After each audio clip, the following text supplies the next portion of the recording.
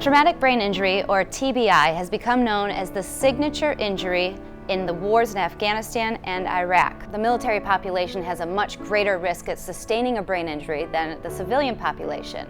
Blast injuries are the #1 and most common form of TBI in the war zone.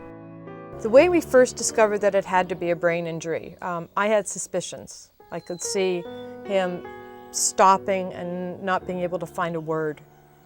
I could see him doing something he would normally do and stop because he didn't know what to do next. There seemed to be some blanks. And the one thing the Army did is they sent him to a neuropsychologist. And she did some testing. And she says, kind of like, I got good news and I got bad news, Mado and Carol. The good news is Mado's a very intelligent man. The bad news is he has some very slow processing going on. And the testing showed that. So we knew right from the beginning that there was a TBI. When I looked at those x-rays, and the doctor says, see these white spots? That's your broken things. It was like, okay, now I know. This is what's broken. I think following a traumatic brain injury, individuals can experience a variety of different types of difficulties, and much of which depends on what they're involved in. They might experience difficulty in a school or work setting. Maybe they're not as efficient as they used to be, and that's creating some difficulties for them in school or work. They might be more forgetful than they're used to, and they have to rely on strategies to help maintain their memory. So they might have to keep more notes or use a recorder or reminders to take medications or to kind of participate in the daily activities that they were used to doing, maybe without those strategies in place. They can try to avoid or improve those by, again, getting some education about what to expect after the injury, and then maybe putting some of those strategies into place early on when they return, so they can maybe just better prepare for the problems if they do arise. They can sustain brain injuries without being diagnosed as having one. A lot of times the symptoms can be very subtle.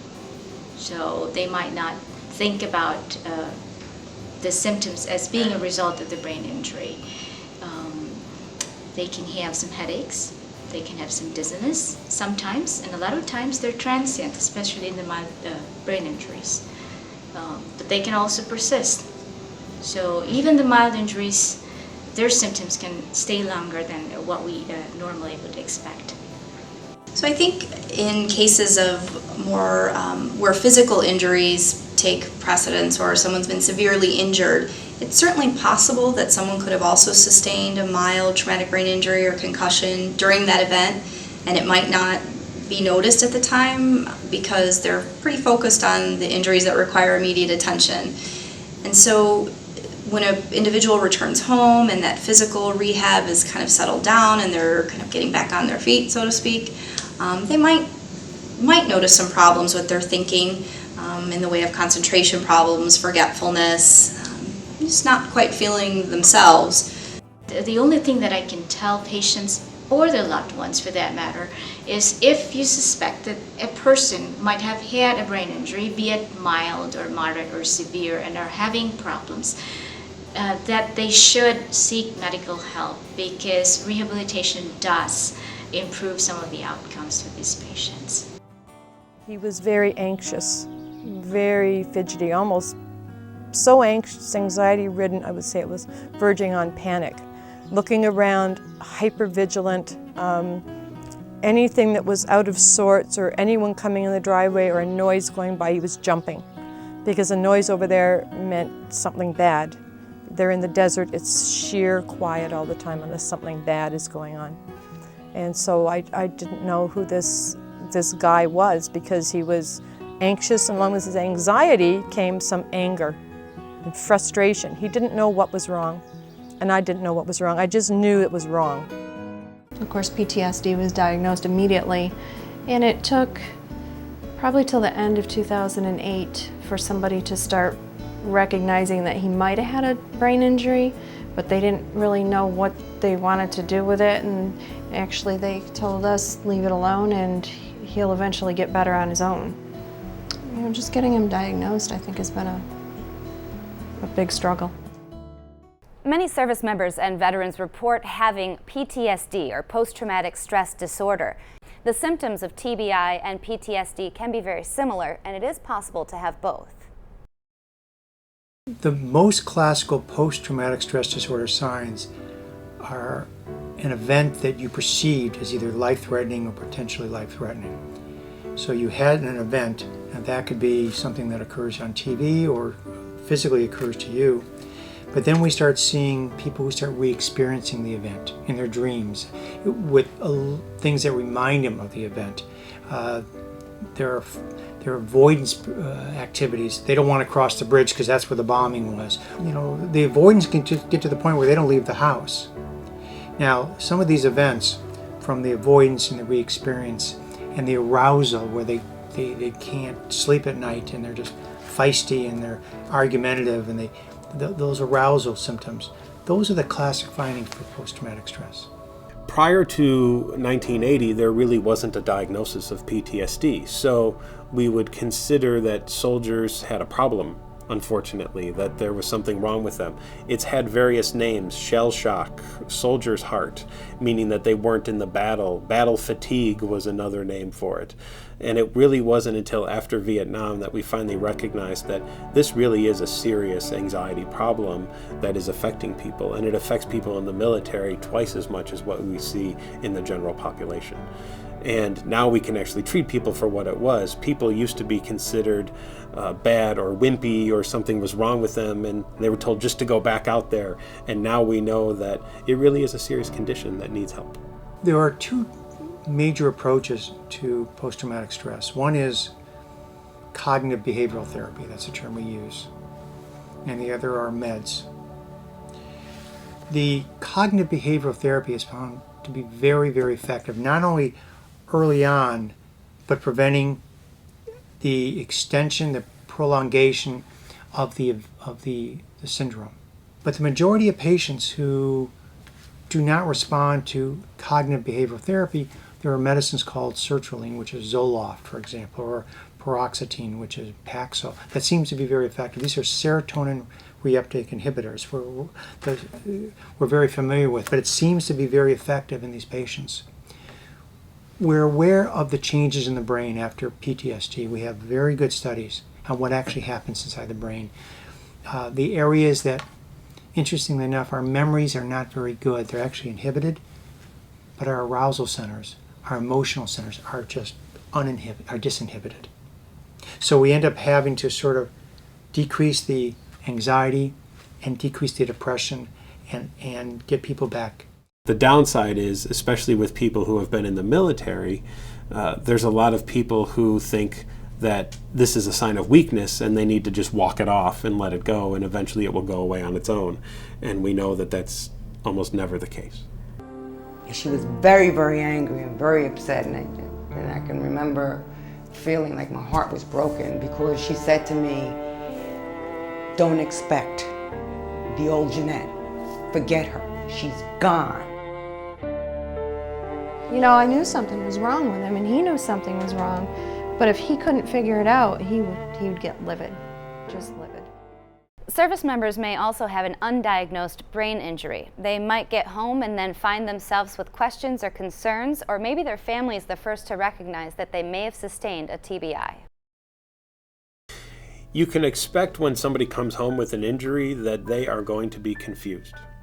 They have lived a life fully functioning in a certain way for 20, 30, 40 years, and now they're in maybe a wheelchair, they've lost a limb, or they process things and information differently. And they may not even remember everybody who's in their family, depending on the extent of the injury. So everybody has to be slow, calm, and try to keep as even keel as possible, because expressed emotion from family members could be very triggering for the person who's coming home who's either confused or injured, and then that could lead to a lot more trauma for them that they have to deal with, because now they feel responsible for their family feeling bad and things of that nature as well.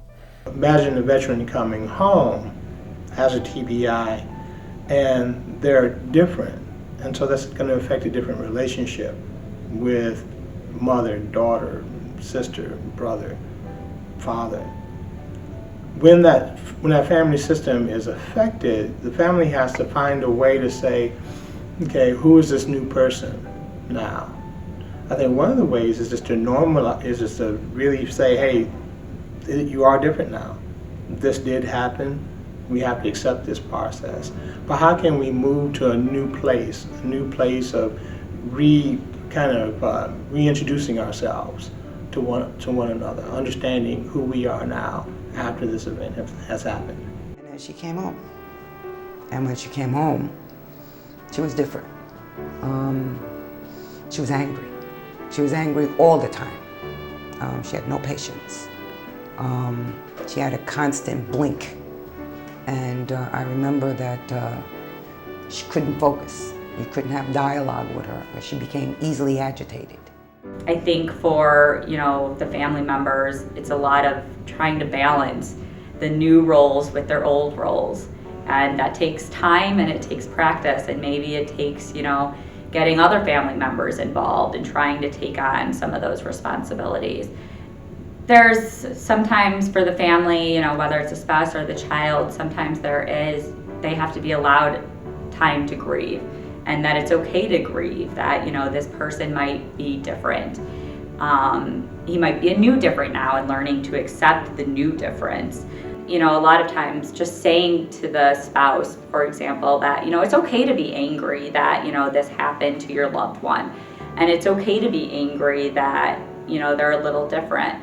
And going through all of those steps and, finally learning to, I kind of, we can learn how to still love each other even though he might be a little different. I'd like him to learn to accept his limitations, and not to say to settle for them. I mean, you can always strive to improve, but there has to come a place of acceptance that this is the way it is now. And okay, once you get to the point of acceptance, I think you're at the point where then you can look at how you can improve. As each injured individual is very different, so too are the brain injuries. They can be very different, and so is the road to recovery. Family plays a huge part in the role of rehabilitation and care when it comes to the brain injury. When transitioning home, the most important thing to do is when you return to get a full physical. Many people are offered that and they say no because they just want to get off the bus and they want to go be with their families and they want to get out of there. And that's one of the biggest mistakes anybody can make, because if there is a physical problem or if there is some kind of psychological issue going on and you don't get that exam when you're leaving, the military is able to say, well, you left, and that could have happened after you left the military. We don't know, so we don't have to pay for that. So it is very important for every soldier to get that physical and do all of those necessary things when they return. Don't just rush through it to try to get out of it. Do all the paperwork and save copies of absolutely everything. I know several military people that I've worked with who have chronic injuries that are related to their military experience that aren't covered because they skipped out on that, and the military has no proof that it occurred then in the military. What will need to be done to provide a smooth transition to home is going to depend on the severity of the brain injury. So it may be something as simple as, educating friends and families regarding the servicemen and what happened to them and the changes that they might be expected to see in them. So if it were, say it were my family member, I might say, hey, listen, he's coming home tomorrow. He might not remember who you are, or he might be acting differently. So other people know what to expect. That can help. Another thing that people can do is setting up a schedule. That's going to be really important. Structure becomes very important for people who've had brain injuries. So when the serviceman returns home, making sure that you do have some kind of structure or schedule in place for them.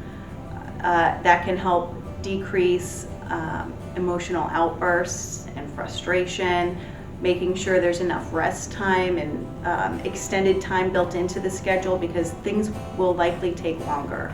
Things that you didn't have to think about before, you may need extra time to perform now. Short-term memory is still affected, so the kids have had to pick up on that side of things, and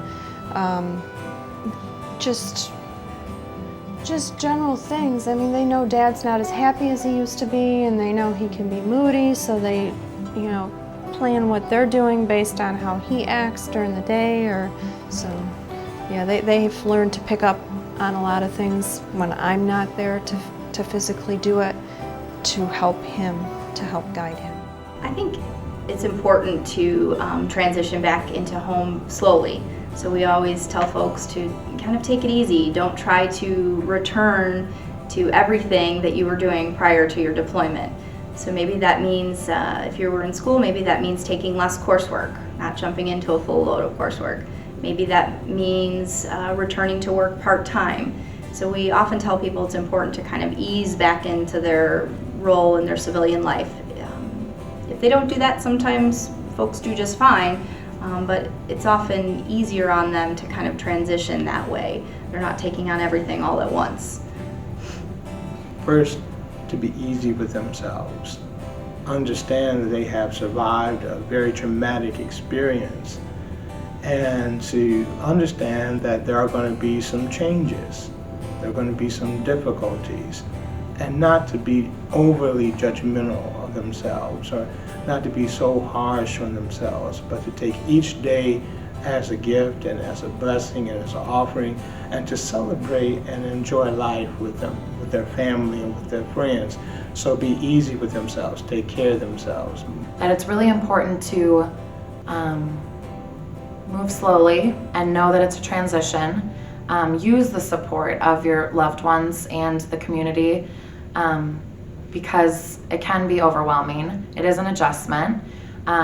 We try to make tasks that we work on during the acute period functional, so that hopefully that transition will be a little easier, so that you'll be better able to get back into the house, get back into work or school, and be able to kind of compensate while you're still recovering. But I think just to take it step by step, and to keep that support around you, not only family, not only whether it's church or mental health providers, but constantly, not isolating yourself, using what's around you so that it can be a successful transition for you. It's hard both ways, like having a dad with a brain injury and then having a mom who has to dedicate all her time to your dad because of his situation. So just basically to take it day by day and try to understand it from both sides.